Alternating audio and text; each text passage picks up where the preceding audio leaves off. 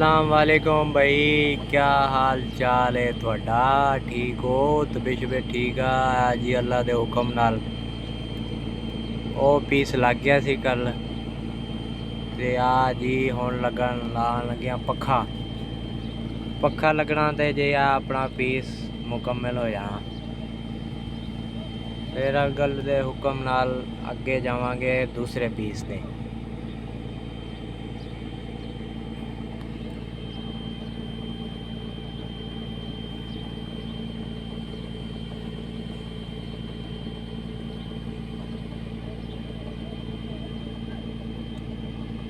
जा रहा जी आहिस्ता आहिस्ता।